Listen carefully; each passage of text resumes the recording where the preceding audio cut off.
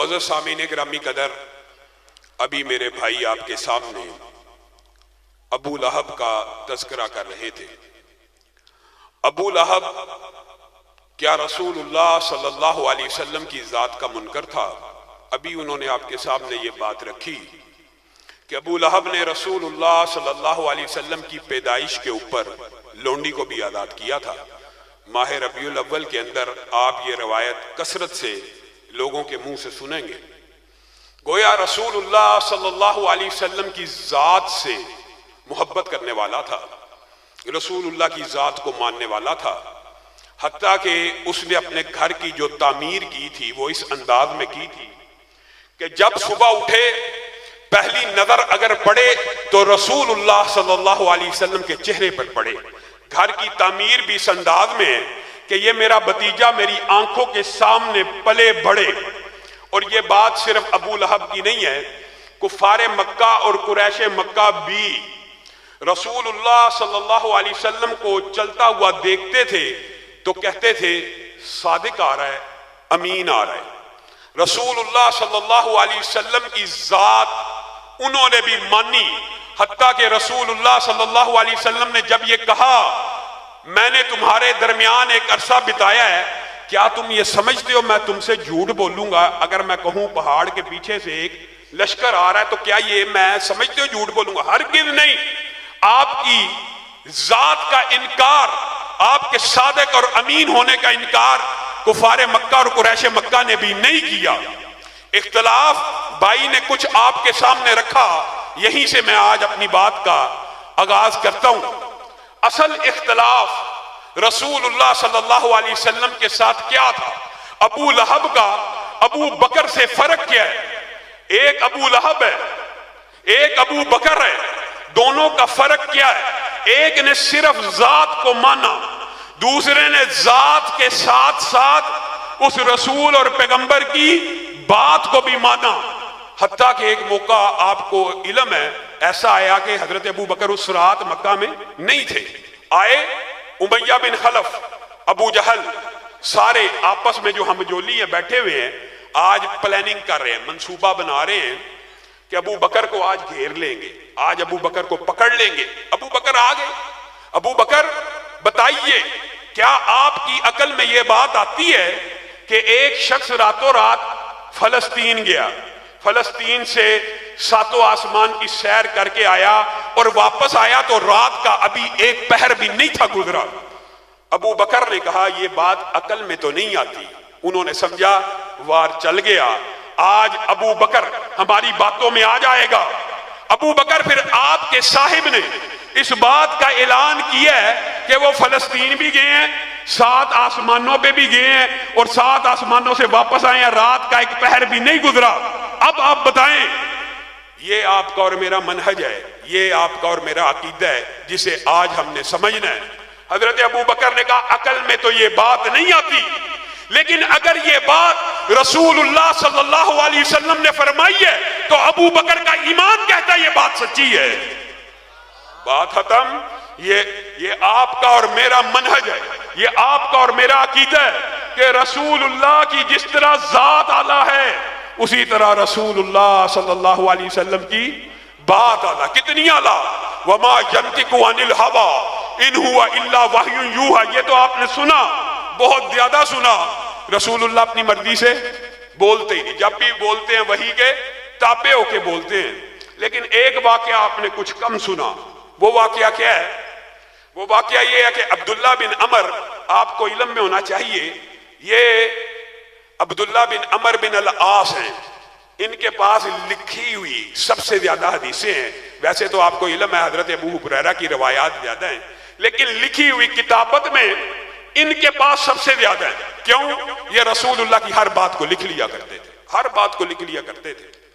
آج معاشرے کے اندر استخفاف حدیث، استحکار حدیث، انکار حدیث کا جتنا بھی فتنہ ہے وہ سارا جس فلسفے کی بنیاد کے اوپر ہے اس دور میں بھی وہ فلسفہ موجود تھا۔ کیسے؟ عبداللہ بن عمر بن العاص ہر بات کو لکھ لیا کرتے تھے، تو کفار مکہ نے اور قریش مکہ نے اور ارد گرد کے لوگوں نے ان کو ایک وسوسہ ڈالا۔ کیا؟ کہا رسول اللہ بشر، رسول اللہ بشر ہیں، یتکلم فی الغضب والرضا، وہ کبھی غصے میں بولتے ہیں اور کبھی خوشی میں بولتے ہیں، آپ ہر بات کو لکھ لیتے ہیں۔ یہ وسوسہ آج انکار حدیث کا سب سے بڑا سرخیل غامدی آپ کو ڈالتا ہے کہ رسول اللہ کی ایک زندگی بشری ہے، ایک زندگی نبوی ہے۔ کون بیان کرے گا، کون فیصلہ کرے گا کہ یہ نبوی زندگی میں فرمان ہوا تھا، یہ بشری زندگی میں فرمان ہوا تھا؟ اسی طرح کا مغالطہ وہاں پہ بھی ڈالا گیا۔ اب انہوں نے لکھنا چھوڑ دیا۔ رسول اللہ صلی اللہ علیہ وسلم باہر آئے، دیکھا عبداللہ بن عمر بن العاص نہیں لکھ رہے۔ کہا کیا بات ہے؟ واقعہ لمبا چوڑا مختصر آپ کے سامنے رکھتا ہوں۔ انہوں نے کہا اس طرح مجھے قریشیوں نے یہ وسوسہ ڈالا، شکار ڈالا کہ آپ تو بشر ہیں، کبھی غصے میں ہوتے ہیں کبھی خوشی میں ہوتے ہیں، تو غصے والی بات بھی میں لکھ لیتا ہوں، شاید آپ کا مقصود نہ ہو، شاید آپ چاہتے نہ ہو تو آپ کے منہ سے نکل جاتی ہو، خوشی میں بھی کوئی ہو سکتا کلمہ ایسا آپ کے منہ سے نکل جاتا ہو۔ تو وہاں پہ رسول اللہ صلی اللہ علیہ وسلم نے آپ کا اور میرا عقیدہ، آپ کا اور میرا منہج بیان کیا۔ وہ کیا؟ رسول اللہ صلی اللہ علیہ وسلم نے ارشاد فرمایا اکتب اکتب فوالذی نفسی بیدی فوالذی نفسی بیدی، لکھا کر لکھا کر، اس ذات کی قسم جس کے ہاتھ میں محمد صلی اللہ علیہ وسلم کی جان ہے، ما یخرج منہ الا حق، اس زبان سے حق کے علاوہ کچھ نہیں نکلتا، لکھا کر لکھا کر لکھا کر۔ مجھے بتائیے جس زبان سے حق کے علاوہ کچھ نہیں نکلتا، نہ غصے میں نہ خوشی میں، اس کی بات کو چھوڑ دیا جائے، اس کی حدیث کو چھوڑ دیا جائے، اس کے عمل کو چھوڑ دیا جائے اور صرف ذات کے ساتھ محبت کرتے جائیں۔ اور میرے بھائیوں، ذات کے ساتھ محبت کرنا یہ بھی ہونی چاہیے، لیکن اصل محبت یہ ہے کہ آپ رسول اللہ کی صرف ذات سے محبت نہ کریں، ان کی بات سے بھی محبت کریں۔ یہ دو واقعات بھی شاید آپ نے علماء سے سنے ہو، ایک رسول اللہ وحی کے تابع بولتے ہیں، ایک آپ کی زبان سے غمی میں خوشی میں تنگی میں آسانی میں کبھی حق کے علاوہ کچھ نہیں نکلتا۔ اور تیسری بات جو آج آپ کے سامنے رکھنا چاہتا وہ یہ ہے کہ رسول اللہ صلی اللہ علیہ وسلم کا جو حکم ہے، کیا وہ رسول اللہ کا حکم ہے کہ اللہ کا حکم ہے؟ رسول اللہ صلی اللہ علیہ وسلم جو حکم دیں اس کو ماننا، کیا صرف رسول اللہ کو ماننا ہے یا اللہ کو ماننا ہے؟ رسول اللہ صلی اللہ علیہ وسلم نے یہودیوں کی ایک بستی کے بارے میں صحابہ کو حکم دیا۔ کس نے حکم دیا؟ رسول اللہ نے۔ کس کو حکم دیا؟ صحابہ کو۔ حکم دینے والے کون ہیں؟ رسول اللہ۔ حکم کس کو دے رہے ہیں؟ صحابہ کو، کہ یہ جو سامنے کی جھاڑیاں ہیں نا یہ کاٹ دو، یہ جو تنے ہیں یہ چھوڑ دو، یہ کاٹ دو، یہ چھوڑ دو، حکم دے رہے ہیں۔ صحابہ نے ایسا ہی کیا تو یہودیوں نے، لمبا چوڑا واقعہ ہے، یہودیوں نے پراپوگنڈا شروع کر دیا۔ کیا پراپوگنڈا کیا؟ کہ رسول اللہ صلی اللہ علیہ وسلم اللہ کے رسول ہیں، پیغمبر ہیں، درخت کاٹتے ہیں، جھاڑیاں کاٹتے ہیں، وہ تو جنگوں میں نہیں کاٹی جا سکتی، وہ اس طرح کا پراپوگنڈا، کہ یہ بات عقل کے خلاف ہے، منطق کے خلاف ہے کہ رسول اللہ صلی اللہ علیہ وسلم یہ حکم دے رہے ہیں۔ صحابہ کو مغالطہ ڈالا، وسوسہ ڈالا، صحابہ کو وسوسہ ڈالنے کی کوشش کی تو آسمان سے آیتیں نازل ہونا شروع ہوئی۔ کیا نازل ہوئی؟ ما قطعتم من لینۃ او ترکتموها قائمۃ علی اصولها فباذن اللہ۔ پڑھیے، فباذن اللہ۔ نہیں تم نے کوئی جاڑی کاٹی، نہیں کوئی جاڑی تم نے چھوڑی، اس کا حکم کس نے دیا؟ اللہ نے۔ اللہ کے حکم سے کاٹی گئی اور اللہ کے حکم سے چھوڑی گئی۔ حکم دینے والے کون تھے؟ حکم کس نے دیا تھا؟ کس کو دیا تھا؟ اللہ کہہ رہا میں نے دیا ہے۔ رسول اللہ صلی اللہ علیہ وسلم کی حدیث کو میں اور آپ صحیح معنوں میں سمجھ نہیں سکے۔ رسول اللہ کے قول فعل عمل کی ہم نے وہ قدر و قیمت جو ہونی چاہیے، وہ قدر و قیمت ہمیں سمجھ نہیں آئی۔ آج اس بات کو سمجھ کے جائیے کہ دین کس چیز کا نام ہے، شریعت کس چیز کا نام ہے، اسلام کس چیز کا نام ہے۔ حدیث جبریل مشہور ہے، آپ سب کو میں پڑھوں گا تو یاد آ جائے گی۔ ایک شخص رسول اللہ صلی اللہ علیہ وسلم کی بارگاہ میں آیا، صحابہ اس کو نہیں تھے پہچانتے تو کہنے لگے یہ تو لازمی مسافر ہے، لیکن اس کے کپڑوں کو دیکھا تو بالکل تر و تازہ جیسے آج کل استری ہوئے ہوتے، نیٹ اینڈ کلین. کہا مسافر ہوتا تو کپڑے خراب ہوتے، لیکن شکل سے مسافر ہے، پہچانتے میں نہیں. تو یقینی بات ہے مسافر ہے. خیر اس حدیث سے محدثین نے 10 سے زیادہ مسائل اخذ کیے ہیں، ان میں سے صرف ایک نقطہ آج آپ کے سامنے رکھنا ہے. وہ آ کے رسول اللہ صلی اللہ علیہ وسلم کی بارگاہ میں بیٹھ گیا اور آ کے کہنے لگا ما هو الاسلام ما هو الایمان ما هو الاحسان. اسلام کیا ہے، احسان کیا ہے، ایمان کیا ہے. اب جب بھی کوئی بندہ عام فہم بات ہے کسی سے سوال کرے تو اس کا مطلب ہوتا ہے اسے معلوم نہیں. سوال جو کر رہا ہے تو معلوم نہیں. انداز عجیب ہے کہ نبی کریم صلی اللہ علیہ وسلم سے سوال کر رہا ہے جیسے معلوم نہیں ہے، اور جب رسول اللہ صلی اللہ علیہ وسلم جواب دیتے ہیں، وہ سب جوابات آپ کو آتے ہیں، جو جواب دیتے ہیں تو آگے سے کیا کہتا ہے؟ صدقتا. آگے سے تصدیق کرتا ہے جیسے پہلے سے علم ہے. ابھی پہلے سے علم تھا تو سوال کیوں کیا؟ اور اگر سوال کیا تو رسول اللہ کے جواب دینے کے بعد تصدیق کیوں کرتا ہے؟ میرے بھائیو، جب وہ شخص چلا گیا تو رسول اللہ صلی اللہ علیہ وسلم نے صحابہ سے کہا تمہیں پتہ کون آیا تھا؟ کہا ہمیں علم نہیں ہے. کہا جبریل امین آئے تھے 7 آسمانوں کے اوپر سے. کیا کرنے کے لیے آئے تھے؟ ایک آپ کا اور میرا منہج بیان کرنے کے لیے آسمان سے جبریل امین آئے، صحابہ کو جو منہج دیا، جو عقیدہ دیا، جو فلسفہ دیا، جو نقطہ دیا، جو نظریہ دیا، وہ یہ تھا تمہیں تمہارا دین سکھانے کے لیے آئے. کیا کرنے آئے ہیں؟ تمہیں تمہارا دین سکھانے کے. جبریل امین آسمان سے آئے ہیں کیا کرنے کے لیے؟ دین سکھانے کے لیے. جبریل نے کیا سکھایا؟ جبریل نے وہ کون سا دین سکھایا؟ یہ بات نقطے کی اور سمجھنے کی ہے، ہمیشہ کے لیے پلے سے باندھ لیجئے. جبریل آسمان سے دین سکھانے آتے، رسول اللہ اعلان کر دیتے کہ آسمان سے جبریل امین آئے، آپ کے سامنے گفتگو کریں گے، تقریر کریں گے. حدیث تقریری بھی بن جاتی، آپ کو سمجھا بھی جاتے. نہیں نہیں نہیں، دین سکھانے آئے، دین سکھانے آئے ہیں.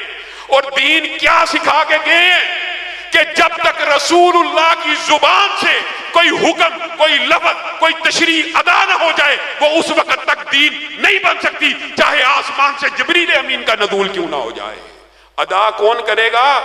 رسول اللہ، تو دین بنے گا. ادا رسول اللہ کریں گے تو دین بنے گا.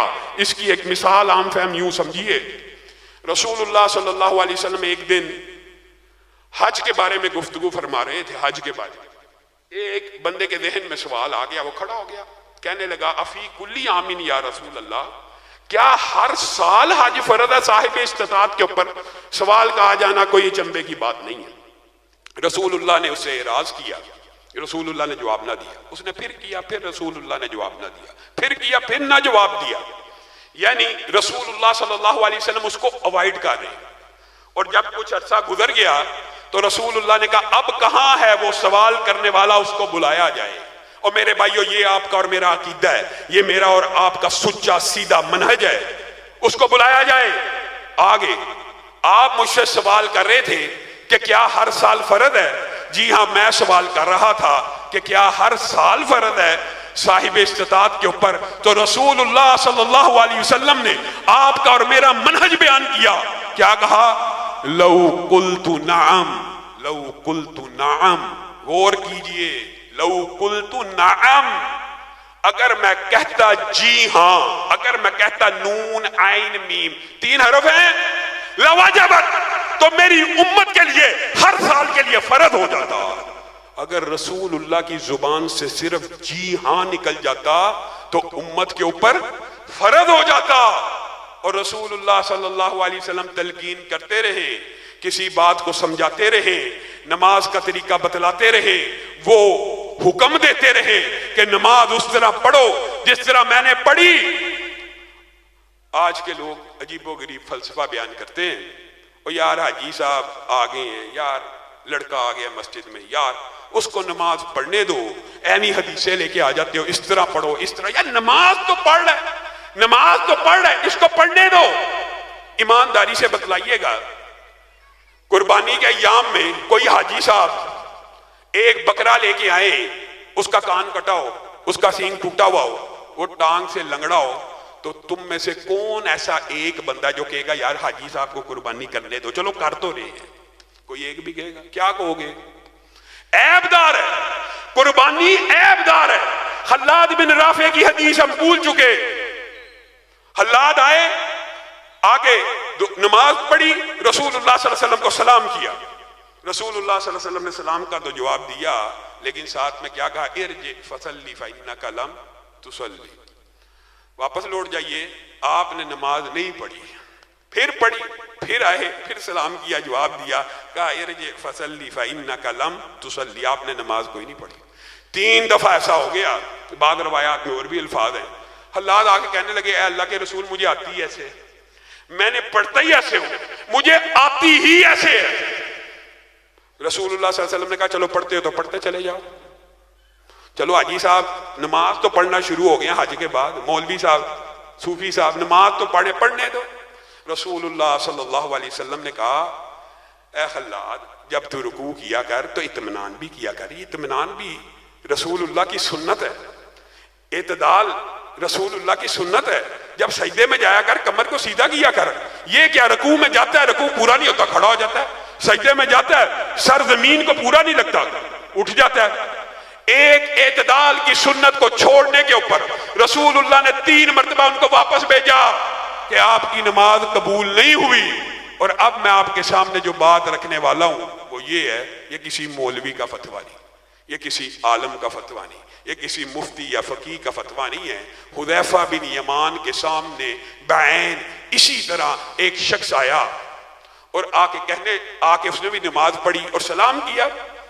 حذیفہ نے کہا آپ نے نماز ادا نہیں کی۔ اس نے کہا یہ نماز تو میں 40 سال سے پڑھ رہا ہوں۔ کہا منذ کم تصلی ہکذا، کتنے سال سے؟ کہا 40 سال سے۔ اذن ما صلیت الآن، یہ حذیفہ بن یمان کا فتویٰ ہے، کسی مولوی کا فتویٰ نہیں ہے۔ پھر میری بات یاد رکھ لیجئے، ابھی تک آپ نے ایک بھی نماز کو ادا نہیں کیا، اور اگر آپ اسی طرح فوت ہوگے تو آپ غیر اسلام پہ فوت ہو جائیں گے۔ آپ مجھے بتائیے میں اور آپ کس بات کی مولی ہیں، کس کھیت کی مولی ہیں؟ آپ کے صحابی ایک تابعی کو کیا بات کہہ رہے ہیں کہ آپ نے ایک بھی نماز نہیں پڑھی، وجہ کیونکہ نماز سنت کے مطابق نہیں، کیونکہ نماز سنت کے مطابق نہیں۔ اور دوسری طرف علماء مشائخ بیٹھے ہیں، سنن نسائی کی حدیث ہے، ایک بندہ اٹھے اور وہ کیا کرے؟ اس طرح وضو کرے جس طرح رسول اللہ صلی اللہ علیہ وسلم نے کیا۔ ایک طرف 40 سال کا نمازی ہے، دوسری طرف ایک بندہ ابھی اٹھے، اس طرح وضو کرے جس طرح رسول اللہ صلی اللہ علیہ وسلم نے وضو کیا، اور صرف 2 رکعتیں اس طرح پڑھ لے جس طرح رسول اللہ صلی اللہ علیہ وسلم نے پڑھی ہے۔ حدیث کے الفاظ ہیں وہ ایسا ہو جائے گا جیسے آج ماں کے پیٹ سے پیدا ہوا۔ صرف 2 رکعتیں اگر رسول اللہ کے مطابق ہوں تو سارے گناہ معاف۔ 40 سال کی نمازیں اگر رسول اللہ کی نمازوں کے برابر کے مطابق نہیں ہیں تو کوئی قبول نہیں۔ ایک بندہ اٹھے، آپ وہ واقعہ بھول گئے، 3 صحابی آئے تھے رسول اللہ کے پاس، 3، اور انہوں نے گھر سے کیا پوچھا تھا؟ رسول اللہ کیسے عبادت کرتے ہیں، کیسے روزے رکھتے ہیں، کیا ان کے معمولات ہیں۔ جب انہوں نے معمولات رسول اللہ صلی اللہ علیہ وسلم کے سنے تو وہ کہنے لگے یہ تو رسول اللہ کی اگلی پچھلی ساری خطائیں اللہ نے معاف کی ہوئی ہیں، ہم کچھ بڑھ کے کریں گے، ہم کچھ آگے نکلیں گے۔ ایک صحابی نے کہہ دیا میں روزے ہی رکھوں گا، دوسرے نے کہا میں ساری رات قیام ہی کروں گا۔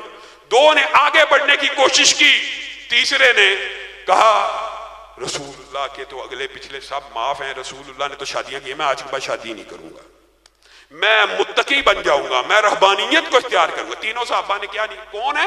صحابہ۔ اگر یہ بات سمجھ آ جائے تو معاشرے سے فرقہ واریت بدعات کا خاتمہ ہو جائے۔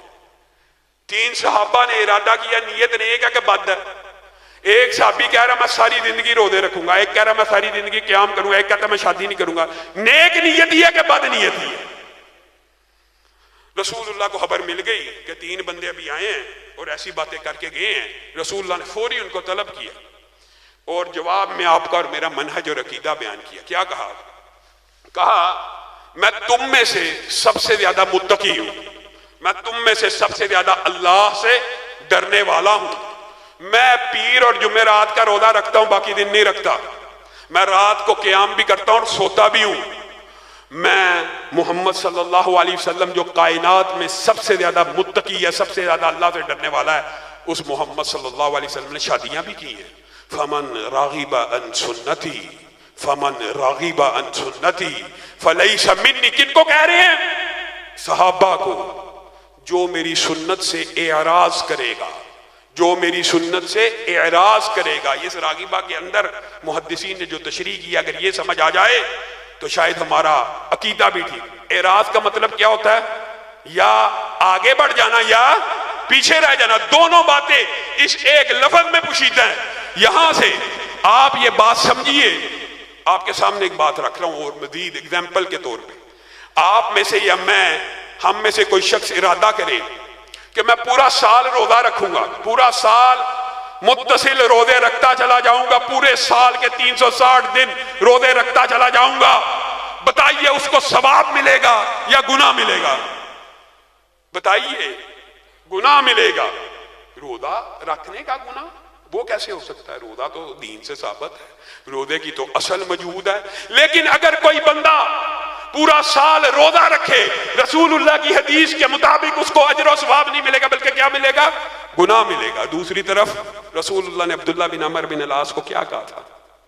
3 روزے اگر تو رکھ لے، 3 روزے ایام 20 کے 3 روزے، ایک طرف پورے سال کے روزے رکھے ہو، مہر نبوت موجود نہ ہو، وہ روزے سارے اللہ کے ہاں مقبول نہیں ہیں، اور دوسری طرف اگر تو صرف 3 روزے رکھ لے، یہاں پہ مہر نبوت موجود ہے، یہاں پہ حکم رسول موجود ہے، تجھے 3 روزوں کا ثواب نہیں بلکہ کتنے روزوں کا ثواب ملے گا؟ 30 روزوں کا۔ 3 روزے جو ہر ماہ رکھے اس کو تو پورے سال کا ثواب مل گیا، اور جو پورے سال رکھے گا اس کو اجر و ثواب نہیں ملے گا۔ یہ دین ہے، یہ شریعت ہے۔ کیوں؟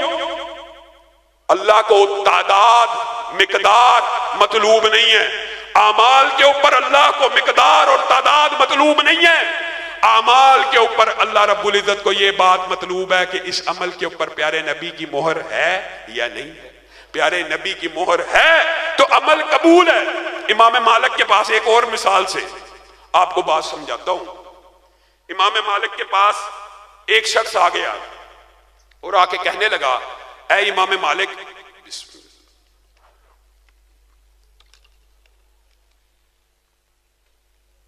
میں مسجد النبوی سے احرام کی تلبیہ پکارنا چاہتا ہوں۔ آپ مسجد النبوی سے کیوں تلبیہ پکارنا چاہتے ہیں؟ وہ جو ذی الخلیفہ ہے، بیر علی ہے، اب یار علی جس کو کہتے ہیں، اب وہاں سے جا کے تلبیہ کہیے۔ رسول اللہ صلی اللہ علیہ وسلم نے وہاں سے جا کے تلبیہ کی تھی۔ اچھا جی، میں امام مالک آپ کو ایک بات بتاتا ہوں۔ ہاں جی، کیا بات ہے؟ یہ جو مسجد النبوی ہے، اس میں روضہ تو میرے یاد الجنہ ہے، ادھر ایک نماز کا ثواب 1000 نماز کے برابر ہے۔ یہ آخری نبی کی آخری مسجد ہے، اس مدینہ کے اندر دجال نہیں آ سکتا، اس مدینہ میں طاعون نہیں آ سکتا۔ میں یہ چاہتا ہوں، میں نے احادیث کھنگالی ہیں کہ بیر علی کی مجھے اس کے علاوہ کوئی فضیلت نہیں ملی کہ وہاں سے نبی کریم نے تلبیہ کی تھی، جبکہ مسجد نبوی کی مجھے بے شمار فضیلتیں مل گئی ہیں، اور میں چاہتا ہوں میں تلبیہ یہاں سے پکاروں۔ تو امام مالک نے ان کے سامنے ایک آیت پڑھی تھی، فَلْيَحْذَرِ الَّذِينَ يُخَالِفُونَ عَنْ أَمْرِهِ أَن تُصِيبَهُمْ فِتْنَةٌ۔ اے شخص تو ڈر جا، تو فتنے میں مبتلا ہو چکا ہے، تیرا عقیدہ اور نظریہ یہ ہے، اور یہ بات یاد رکھیے، آج بھی یہ حسب حال ہے، تیرا عقیدہ اور نظریہ یہ ہے کہ جس فضیلت کا، جن فضائل کا تجھے علم ہو گیا، وہ معاذ اللہ رسول اللہ کو علم نہ ہوئے، وہ رسول اللہ کو خبر نہ ہوئی، تیرے لیے یہی بات کافی ہے ذی الحلیفہ سے تلبیہ کہنے کے لیے کہ رسول اللہ صلی اللہ علیہ وسلم نے وہاں سے تلبیہ کی ہے۔ ڈر جا۔ آج ہمارا ذہن یہ ہے، نیکی کا کام ہی ہے نا، فضائل کا کام ہی ہے نا، اچھا کام ہی ہے نا، نیت نیک ہے تو کر لیجئے، حرج کیا ہے؟ رسول اللہ صلی اللہ علیہ وسلم نے فرمایا، میں پیر کے روز پیدا ہوا اور میں پیر کا روزہ رکھتا ہوں، میں پیر کے روز پیدا ہوا، میں پیر کا ایک بندہ کہ نہیں میں پیر کا روزہ نہیں، رسول اللہ جب پیدا ہوئے میں اس دن عید کروں گا، روزے کے دن عید۔ جس چیز کو رسول اللہ صلی اللہ علیہ وسلم نے اپنی پیدائش سے خاص کیا اور ہفت روزے کے ساتھ خاص کیا، میں پیر کو پیدا ہوا میں پیر کا روزہ رکھتا ہوں۔ ایک مولوی اٹھے وہ کہ نہیں میں پیر کو عید مناؤں گا۔ بتائیے اس نے رسول اللہ کے حکم کو مانا یا اپنی اجتہاد اور اپنی رائے کو مانا؟ اور رائے وہ بھی رسول اللہ کے سامنے رائے چلانا۔ حضرت عمر نے پوری زندگی میں ایک مرتبہ صلح حدیبیہ کے موقع کے اوپر رسول اللہ کی بارگاہ میں آ کے یہ بات کہی تھی، اے اللہ کے رسول کیا ہم حق پہ نہیں ہیں؟ حق پہ۔ کیا وہ باطل نہیں ہے؟ باطل ہے۔ تو پھر یہ شرائط کیسی ہیں؟ یہ کیسی شرائط ہے؟ رسول اللہ نے کیا جواب دیا تھا؟ انی رسول اللہ، میں اللہ کا رسول ہوں عمر، بات ختم۔ حضرت عمر کہتے ہیں پھر مدتیں بیت گئی، میں 10 برس زندہ رہا، جہاد کرتا رہا، صدقے دیتا رہا کہ اللہ اس دن کی خطا میری معاف کر دے۔ اور میں اور آپ رسول اللہ صلی اللہ علیہ وسلم کی حدیث کے سامنے اپنی رائے بھی چلا لیں، اپنی فقہ بھی چلا لیں، اپنے اجتہادات کو بھی چلا لیں، اپنے قول کو بھی چلا لیں، اپنے فعل کو بھی چلا لیں۔ اور ایک بات، یہ بات بھی یاد رکھنے کی ضرورت ہے، آج کل ایک فلسفہ اور نکلا ہوا، قرآن پاک کو جی براہ راست سمجھنا چاہیے، انکار حدیث، صرف قرآن، صرف قرآن، صرف قرآن، قرآن پاک براہ راست پڑھو، قرآن پاک کو ترجمے سے پڑھو، قرآن پاک کو لغت کے ذریعے سمجھو۔ اور میرے بھائیو اللہ کی قسم رسول اللہ صلی اللہ علیہ وسلم صرف شارح نہیں ہے، شارح بھی ہیں، شارح بھی رسول اللہ ہیں۔ وَأَنزَلْنَا إِلَيْكَ الذِّكْرَ لِتُبَيِّنَ لِلنَّاسِ مَا نُزِّلَ إِلَيْهِمْ، اللہ کہہ رہا ہے آپ کے اوپر قرآن نازل کیا، آپ بیان کریں کہ اللہ نے کیا بیان کیا، لوگ نہ بیان کریں۔ اللہ نے کیا بیان کیا وہ آپ بیان کریں، ساری دنیا کے منکرین حدیث جمع ہو جائے۔ قصر نماز کو، قرآن پاک میں قصر نماز ہے لیکن قرآن پاک سے ثابت نہیں کر سکتے، کیا وجہ؟ فَلَيْسَ عَلَيْكُمْ جُنَاحٌ ان تکسروا من الصلاة ان خفتم ان یفتنکم الذین کفروا، کیوں نہیں ثابت کر سکتے؟ فلیس علیکم جناح ان تکسروا من الصلاة ان خفتم ان یفتنکم الذین کفروا۔ اس آیت کا ترجمہ یہ ہے تمہارے پہ کوئی حرج نہیں کہ تم نمازوں کو قصر کر لیا کرو۔ آگے کیا؟ ان خفتم، اگر تمہیں خوف ہو کفار کے حملے کا، اگر تمہیں خطرہ ہو کفار کے حملے کا، تب نماز قصر کر لیا کرو۔ اب یہ تو قرآن پاک میں قید لگائی ہوئی ہے، کفار کے حملے کا خطرہ ہو تو نماز قصر کرنی ہے۔ آپ اور میں کیوں قصر کر رہے ہیں؟ کسی منکرین حدیث سے پوچھ لیجئے کہ آپ قصر کس بنیاد پہ کرتے ہیں۔ اور آپ کو حیران کن بات بتاؤں، یعلا بن امیہ کا بعض روایات میں یہ لفظ آتا ہے کہ وہ ایک دن حضرت عمر کے پاس آ گئے اور آ کے کہنے لگے عمر اب آرڈیننس جاری کیجئے۔ عمر نے کہا کیا آرڈیننس؟ یہ قرآن کی جو آیت ہے نا یہ کفار کے حملے کے ساتھ خاص تھی، اب آرڈیننس جاری کیجئے، نماز قصر ختم ہوگی، ابھی ہمیں کفار کے حملے کا خطرہ نہیں ہے۔ تو حضرت عمر کا چہرے کے اوپر مسکراہٹ آ گئی۔ حضرت عمر کہنے لگے عجبت مما عجبت، عجبت مما عجبت، اے یعلا بن امیہ میں تجھے کیا بیان کروں، اسی آیت کے بارے میں مجھے بھی تعجب پڑ گیا تھا اور میں رسول اللہ صلی اللہ علیہ وسلم کی بارگاہ میں پیش ہو گیا تھا، اے اللہ کے رسول اب تو کفار کے حملے کا خطرہ ٹل گیا ہے، اب یہ قصر نماز کیوں ہے؟ تو رسول اللہ کی چہرے کے حد و حال بگڑ گئے تھے اور بدل گئے تھے، تیور بدلے۔ رسول اللہ صلی اللہ علیہ وسلم نے کہا یہ اللہ نے صدقہ دیا اور میں محمد صلی اللہ علیہ وسلم اس صدقے کو امت میں جاری رکھنا چاہتا ہوں۔ بتائیے رسول اللہ جو قرآن پاک کی آیت کی تشریح کریں گے، حضرت عمر کے بارے میں محدث ہیں، محدث جن کے زبان سے حق کے علاوہ کچھ نہیں نکلتا، جن کے فضائل ہیں، جن کی عام امتی کی خواب تو حجت نہیں ہے لیکن رسول اللہ کی خواب تو حجت ہے نا۔ رسول اللہ نے خواب میں دیکھا تھا عمر کو لمبی قمیض، اور تعبیر کیا کی؟ تعبیر بھی رسول اللہ نے کر دی، دین کا علم ہے، دین کا علم۔ وہ عمر بھی اگر قرآن پاک کو براہ راست سمجھنے کی کوشش کرتا ہے تو خطا کا امکان ہے۔ اور صرف ایک بات نہیں ہے، یہ آیتیں متعدد ہیں۔ حضرت عدی بن حاتم کے بارے میں آپ جانتے ہیں کہ جس وقت یہ آیت نازل ہوئی کلوا واشربوا حتی یتبین لکم الخیط الابیض من الخیط الاسود، حیران کن بات ہے، غامدی صاحب ذرا غور کریں، لغت کے ذریعے قرآن پاک کو سمجھیں گے، صحابی بھی لغت کے ذریعے رسول اللہ کی حدیث کے بغیر، تشریح کے بغیر اگر سمجھنے کی کوشش کرتا ہے تو کیا مغالطہ پڑ سکتا ہے؟ عدی بن حاتم نے اپنے سرانے کے اوپر 2 داغے رکھے، ایک سفید داغا اور ایک کالا داغا، اور دیکھنے لگے، کھاتے پیتے رہے. جب روشنی بڑھ گئی، جب کالا الگ ہو گیا سفید الگ ہو گیا، تب تک کھاتے پیتے رہے. اگلے دن رسول اللہ صلی اللہ علیہ وسلم کی بارگاہ میں پیش ہوئے، رسول اللہ بھی مسکرانا شروع ہو گئے. اے عدی، تو نے قرآن پاک کو کیا سمجھا؟ اور یہ سفید اور کالے داغے سے مراد اصلی سفید اور کالا داغا نہیں تھا، ایک صبح کی سفیدی تھی، ایک رات کی تاریکی تھی. اس سے مراد یہ تھی.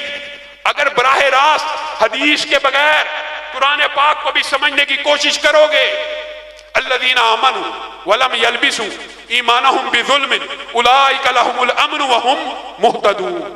صحابہ کو یہ آیت بڑی چوبی اور آ کے کہنے لگے اللہ کے رسول اتنی سخت آیت کہ جو بندہ اپنے جانوں کے اوپر ظلم نہ کرے. یہ کیسے ہو سکتا ہے؟ ظلم تو ہر بندہ کرتا ہے، یہ ممکن نہیں ہے گناہ نہ ہو. کہیں نہ کہیں ظلم تو ہو جاتا ہے، کمی کوتاہی ہو جاتی ہے. صرف جنت اسی کے لیے، صرف امن اسی کے لیے، صرف ہدایت اسی کے لیے جو ظلم نہ کرے. رسول اللہ صلی اللہ علیہ وسلم مسکرانا شروع کیا. پہلے تو ایک ایک صحابی کا فہم تھا نا، یہاں پہ صحابہ کٹھے آئے. تم نے قرآن پاک کو کیا سمجھا؟ اس سے مراد یہ نہیں ہے ان الشرک لظلم عظیم. اس سے مراد شرک ہے کہ شرک کی آمیزش ایمان میں نہیں ہونی چاہیے. آگے آئیے، من یعمل سوءا یجزا بہ. یہ مغالطہ حضرت ابو بکر کو لگا. آگے اللہ کے رسول کی بارگاہ میں اور صحابہ کو بھی اس آیت کے بارے میں بھی بڑا شدید لگی. اللہ کے رسول، جو بندہ عمل کرے گا برا، اس کو اس کا بدلہ یقینی اور لازمی طور پہ ملے گا. رسول اللہ صلی اللہ علیہ وسلم مسکرانا شروع ہو گئے. ابو بکر، آپ نے قرآن پاک کو کیا سمجھا؟ الست تمرض الست تحزن. کیا تجھے بیماری نہیں لگتی؟ کیا تجھے غم نہیں لگتا؟ کیا تجھے مصیبت نہیں آتی؟ جب بھی کوئی مصیبت آتی ہے گناہ مٹ جاتے ہیں، ضروری نہیں بدلا ہو. جب بھی بندہ استغفار کرتا ہے گناہ مٹ جاتے ہیں. گویا آپ کے سامنے یہ بات رکھنے کا مقصد یہ ہے کہ دین کس چیز کا نام ہے؟ رسول اللہ صلی اللہ علیہ وسلم کے قول کا، فعل کا، عمل کا. حتیٰ کہ قرآن پاک کی تشریح بھی کس کی قبول ہوگی؟ رسول اللہ صلی اللہ علیہ وسلم کی.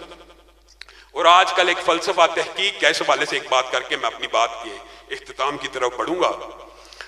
رسول اللہ صلی اللہ علیہ وسلم نے 3 جرنیل صحابہ کو کہا انطلقوا حتی تأتوا روضۃ خاخ. یہاں سے چلو اور روضہ خاخ نامی وادی میں جب پہنچو گے تو وہاں پہ ایک عورت ہوگی، ماہا کتاب، اس کے پاس ایک رسالہ ہے، وہ پکڑ لانا، ہاتھ ہے. یہ تینوں علی، مقداد چلے گئے. زبیر جرنیل صاحب جب وادی خاک میں پہنچے، وہ عورت وہاں پہ موجود تھی. کجاوا بھی موجود ہے، اونٹ بھی موجود ہے، عورت بھی موجود ہے. انہوں نے اچھی طرح سامان کی تلاشی لی، عورت کی تلاشی لی، خط نہ ملا، خط نہ ملا. اب کسی عام بادشاہ کے نمائندے ہوتے یا قاصد ہوتے تو وہ بادشاہ کو کیا کہتے کہ آپ کو جو اطلاع ملی ہے وہ غلط ہے، آپ کو جو اطلاع ملی ہے وہ غلط ہے. اور عورت کے پاس کوئی لیٹر نہیں ہے. یہاں پہ صحابہ نے آپ کا اور میرا منہج بیان کیا. عورت نے کہا آپ کو اطلاع ملی ہے، میرے پاس حق ہے، میرے پاس کوئی حق نہیں ہے، میرے پاس کوئی حق نہیں ہے. آگے میں صحابہ کا میں مفہوماً آپ کے سامنے رکھ رہا ہوں. جو جواب ہے وہ یہ ہے کہ تحقیق تو کہتی ہے، تفتیش تو کہتی ہے کہ خط تیرے پاس نہیں. آج کل یہی فلسفہ ہے نا، یہ جی سائنسی تحقیق کے مطابق یہ بات پوری نہیں اترتی. یہ بات تحقیق تو کہتی ہے حق تیرے پاس نہیں، تفتیش اور تلاشی بھی کہتی ہے حق تیرے پاس نہیں، لیکن ہمارا ایمان کہتا ہے حق تیرے پاس ہے، نکال دے. لَتُخْرِجِنَّ الْكِتَابَ أَوْ لَنُلْقِيَنَّ الثِّيَابَ. اگر تو نے خط نہ نکالا، ہم تجھے برہنہ کر کے، ہم تجھے ننگا کر کے تلاشی لیں گے اور پھر تجھے حق دینا پڑے گا. اور عورت نے ایسا چکما دیا ہوا تھا کہ اگر وہ برہنہ تلاشی بھی لیتے تو حق نہ ملتا. لیکن عورت کو سمجھ آ گئی یہ کسی عام بادشاہ کے بھیجے ہوئے نہیں ہے، ان کا ایمان ہے حق میرے پاس ہے. آرام سے بالوں کی چوٹی کے اندر ایک طے کی ہوئی پرچی نکالی اور صحابہ کو تھما دی. رسول اللہ کی کوئی بات، رسول اللہ کی کوئی حدیث ممکن نہیں ہے کہ وہ حجت نہ ہو، دلیل نہ ہو. لیکن میرے بھائیو، آخر میں ایک بات میں آپ سے بھی کہنا چاہتا ہوں. ہم نے عقیدہ تو یہ بنا لیا، فلسفہ تو یہ بنا لیا کہ ہم اہل حدیث ہیں، ہمارا منہج سلیم ہے، اور ہے فخر ہونا چاہیے، اس بات کے اوپر فخر بھی ہونا چاہیے. لیکن ہم نے رسول اللہ صلی اللہ علیہ وسلم کو امام تو مان لیا، لیکن ماننا کس کا؟ صرف مسجد کا. ہم نے رسول اللہ کو امام تو ماننا ہے، لیکن کس کا؟ صرف مسجد کا. رسول اللہ صلی اللہ علیہ وسلم آج اہل توحید کی نظر میں بھی، اہل حدیث کی نظر میں بھی اور اہل سنت کی نظر میں بھی مسجد کے تو امام ہیں، لیکن بازار کے امام نہیں ہیں. مسجد کے تو امام ہیں، ریاست کے امام نہیں ہیں. مسجد کو تو امام ہے، سیاست کے امام نہیں ہیں. مسجد کو تو امام ہے، لیکن عدالت کے امام نہیں ہیں. میرے بھائیو، رسول اللہ صلی اللہ علیہ وسلم کی جیسے دیگر احادیث ہیں، یہ بھی منہجی احادیث ہے. کیا؟ بنی اسرائیل کے انبیاء کے سیاسی وارث کون ہوا کرتے تھے؟ نبی ہوا کرتے تھے. علماء کو احادیث پتہ ہے، آپ کو بھی پتہ ہونا چاہیے. ایک نبی جاتا، دوسرا نبی اس نبی کا سیاسی وارث بن جاتا. رسول اللہ صلی اللہ علیہ وسلم نے اس کے ساتھ ایک بات بیان کی، بنی اسرائیل کے اندر نبی دوسرے نبی کے سیاسی وارث بن جاتے، لیکن میری امت میں نبی نہیں آئے گا. میری امت میں نبی نہیں آئے گا، لیکن میری امت میں علماء آئیں گے. میری امت میں علماء آئیں گے اور وہ میرے وارث ہوں گے. اب مجھے ایک بات بتلائیے، آپ نے اس علماء کی وراثت کو صرف منبر رسول تک محدود کر دیا. آپ کا فلسفہ کہاں گیا؟ آپ سے زیادہ گلا ہے. اولا لک فاولا، آپ سے زیادہ گلا ہے. آپ تو منہج سلیم کا دعویٰ کرنے والے ہیں. رسول اللہ کے منبر کے وارث تو علماء ہیں، منبر رسول کے وارث تو علماء ہیں، لیکن تخت رسول کا وارث کوئی چور ہونا چاہیے، کوئی لٹیرا ہونا چاہیے، کوئی وڈیرا اور جگیردار ہونا چاہیے. افسوس ہے. پھر ہم نام کے ہی ہیں، پھر ہم نے اپنی مرضی کا دین چن لیا. ہم نے رسول اللہ صلی اللہ علیہ وسلم کی بات مسجد میں تو مان لی، ریاست اور سیاست میں نہیں مانی. مسجد کا امام آپ کا اور میرا کیا عقیدہ، کیا فلسفہ ہے؟ عجیب و غریب. یہ مسجد کا جو امام ہے نا، آج شکر ہے اللہ کا، چلو اتنی اچھائی باقی ہے، منبر رسول کا جو وارث ہے وہ کرپٹ نہیں ہونا چاہیے، وہ چور نہیں ہونا چاہیے، وہ زانی نہیں ہونا چاہیے. حتیٰ کہ کسی کو پتہ لگ جائے نا کہ مسجد رسول کا یا منبر رسول کا وارث اس برائی میں مبتلا، لوگ اس کو چپیڑے مار کے اتار دیتے ہیں، دھکے دے کے مسجد سے نکال دیتے ہیں. یعنی منبر رسول کے اوپر آپ یہ چاہتے ہیں کہ آدمی کرپٹ نہ ہو، چور نہ ہو، لٹیرا نہ ہو، لیکن تخت رسول اور ریاست رسول اور سیاست رسول کے آپ وارثین چاہتے ہیں. مولوی صاحب کی مسجد میں سیاسی بات نہ کریں. کیوں؟ سیاسی بات چور کو کرنی چاہیے، سیاسی بات لٹیرے کو کرنی چاہیے، سیاسی بات جگیردار اور وڈیرے کو کرنی چاہیے. یہ آپ کے عقل کے اوپر کیپٹلزم اور سرمایہ دارانہ نظام نے ایسا پردہ ڈالا کہ مولوی کو صرف مسجد تک محدود کر دو. رسول اللہ صلی اللہ علیہ وسلم نے اپنے بعد ریاست کا امام جس کو بنایا اسی کو مصلی کا امام بنایا، یا یوں کہہ لیجئے جس کو مصلی کا امام بنایا اسی کو ریاست کا امام بنایا، اسی کو سیاست کا امام بنایا. اور کس کو کھڑا کیا؟ حضرت ابو بکر کو. ابو بکر کے بعد عمر آئے، عمر کے بعد علی آئے، عمر کے بعد عثمان آئے، عثمان کے بعد علی آئے. یہ سارے کے سارے مصلی کے بھی امام ہیں اور ریاست کے بھی امام ہیں، مصلی کے بھی امام ہیں اور سیاست کے بھی امام ہیں. ایک عام فہم بات سمجھیے، ایک مسجد کے اندر ایک عام مولوی چاہے بہت بڑا عالم دین نہ ہو، وہ کہاں کھڑا ہوتا ہے؟ آگے کھڑا ہوتا ہے کہ پیچھے کھڑا ہوتا ہے؟ آگے. ایک مسجد کے اندر تو مولوی اور عالم آگے کھڑا ہو، لیکن سیاست رسول کے اندر، ریاست رسول کے اندر چاہے زانی حکمران بن جائے، چاہے شرابی حکمران بن جائے، چاہے وڈیرا حکمران بن جائے، آپ کے منہج کو کوئی فرق نہیں پڑتا. آج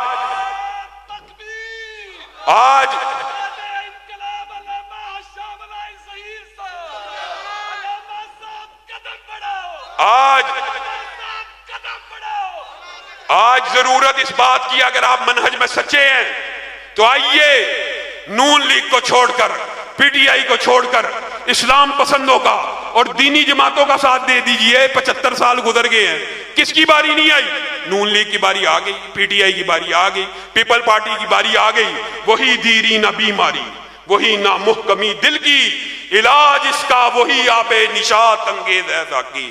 اللہ کی قسم پاکستان کے حالات بھی تب بدلیں گے جب آپ کے دماغوں سے یہ فلسفہ نکل جائے گا. اور آج آپ سب مجرم ہیں. کس بات کے؟ ٹرانسجنڈر ایکٹ پیش ہوا، ایمانداری سے بتائیے، جتنے بھی بیٹھے ہیں ان میں سے شاید گنتی کے 2 یا 4 لوگ ہوں جنہوں نے دینی جماعتوں کو ووٹ ڈالا ہوگا. باقی ماشاءاللہ سارے نون لیگی اور پی ٹی آئی کے لوگ نظر آ رہے ہیں. شاید کوئی ایک آدھا پیپل پارٹی کا بھی ہو. آپ نے 3 جماعتوں کو ووٹ ڈالا, یا نون لیگ کو ڈالا ہے, یا پی ٹی آئی کو ڈالا ہے, یا پیپل پارٹی کو ڈالا ہے. ایاز صادق نے اس ٹرانسجنڈر بل کو پیش کیا, شیریں مداری اس کی سپوکس پرسن, نوید قمر اس کو پیش کرنے والا اسمبلی کے اندر. بتائیے یہ جو ووٹ آپ نے دیے ان سیکولر اور لبرل پارٹیز کو, آج انہوں نے ہم جنس پرستی کا جو بل پاس کیا, اس گناہ میں آپ شامل ہیں کہ نہیں ہیں؟ ہیں. سارے علماء سے جائیے, میرا فتویٰ نہیں ہے, پاکستان کے کسی بھی مسلک کے کسی بھی عالم سے فتویٰ لے لیجئے, آپ سب مجرم ہیں. اور اس جرم کی تلافی کیسے ہوگی؟ آپ کو کھڑا ہونا پڑے گا, آپ کو ہماری آواز پہ لبیک کہنا ہوگا. یہ ضروری نہیں ہے کہ ہم اسمبلیوں میں موجود ہوں تو ٹرانسجنڈر بل کو روکیں گے. اللہ کے فضل و کرم سے اگر آپ میرا ساتھ دیں تو ہم چوکوں میں, چراہوں میں اس بل کے علاوہ ایسا احتجاج کریں گے. یہ پاکستان کی پارلیمنٹ کے اندر سے منظور نہیں ہو سکتی.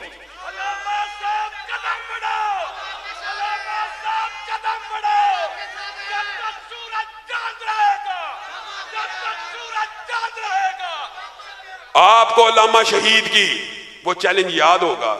انہوں نے ضیاء الحق کو یہ چیلنج کرتے ہوئے کہا تھا, جاؤ میں اسمبلی میں موجود نہیں ہوں لیکن میرے ہوتے ہوئے اس بل کو پاکستان میں پاس کروا کے دکھا دو. پاس ہوا تھا؟ نہیں تھا. آپ کی طاقت سے, آپ کی قوت سے, عوام ایک قوت ہوتی ہے, عوام ایک طاقت ہوتی ہے. عوام کو بھیڑ بکریوں کی طرح سیکولر پارٹیوں میں ہانک دینا اور سیکولر پارٹیوں کے تندور میں جھونک دینا. اور بھائیو چند, اب ہم اللہ کا شکر ہے, میں تو یہ سوچتا ہوں اس دور میں ہماری تعداد کتنی کم تھی, پھر بھی علامہ شہید نے کیسی تحریک چلائی, آپ کو بیدار کر کے رکھ دیا. آج ہم کروڑوں میں ہیں, آج ہم کروڑوں میں ہیں, نام کے, صرف نام کے کروڑوں میں ہیں, کروڑوں میں ہیں. پورے پاکستان میں ایک حلقہ انتخاب ایسا نہیں ہے جہاں سے آپ اپنی جماعت کی بنیاد کے اوپر یا اپنے مسلک کی بنیاد کے اوپر سیٹ حاصل کر سکیں. ایک بھی نہیں ہے. اور یہ تو میں نے بہت بڑی بات کی, ایک پی پی بھی نہیں ہے. اور یہ بھی بڑی بات کی, آپ ایک یونین کونسل کا الیکشن بھی اپنے بل بوتے پہ نہیں جیت سکتے کیونکہ آپ کی ذہن سازی نہیں ہوئی. جب بھی کوئی کھڑا ہوگا نون لیگ کو ووٹ دے گا, پی ٹی آئی کو ووٹ دے گا. آئیے دینی جماعتوں کے ساتھ, اسلامی تحریکوں کے ساتھ کھڑے ہو جائیے. اگر آپ منہج میں سچے ہیں, اگر آپ اپنے مسلک کے صحیح وفادار ہیں تو چھوڑ دیجئے جی تحریک دفاع اسلام و پاکستان جی جماعت کو توڑنے کے لیے. اللہ کی قسم کھا کے کہتا ہوں, تحریک دفاع اسلام و پاکستان کسی جماعت کے خلاف نہیں بنی, کسی جماعت کو توڑنے کے لیے نہیں بنی, بلکہ جماعت کو وہ لاکھوں نوجوانوں کی افرادی قوت مہیا کرنے کے لیے بنی ہے کہ جن کے بل بوتے کے اوپر ہم پاکستان کے اندر دفاع ختم نبوت کے نعرے لگائیں گے, حرمت رسول کے دفاع کے نعرے لگائیں گے, غیر اسلامی بلوں کے خلاف سڑکوں پہ, چوکوں میں اور چراہوں میں نکلیں گے. کب نکلیں گے؟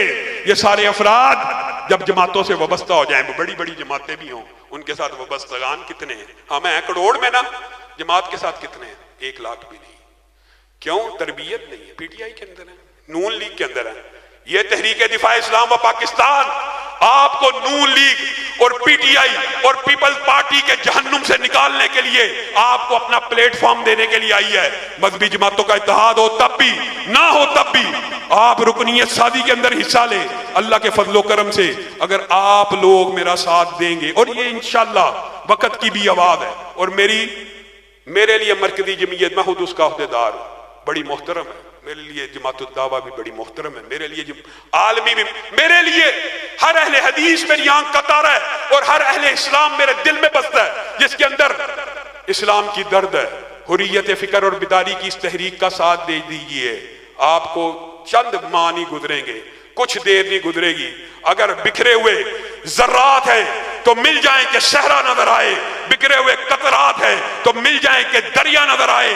اور پھر یہ جب دریا جھوم کے اٹھیں گے تو تنکوں سے نہ ٹالے جائیں گے. کبھی سیلاب کے آگے بھی بند مانا جا سکتا ہے, کبھی طوفانوں کو بھی کوئی روک سکتا ہے, لیکن یہ کام آپ لوگوں کے تعاون سے اور آپ لوگوں کے ساتھ دینے سے ہوگا. میں آپ سے یہ وعدہ لینا چاہتا ہوں کہ ٹرانسجنڈر ایکٹ کے خلاف, حرمت رسول کے لیے, دفاع صحابہ کے لیے, دفاع شاعر اللہ کے لیے اگر ہم آپ کو کال دیں گے, آپ نکلنے کے لیے تیار ہیں؟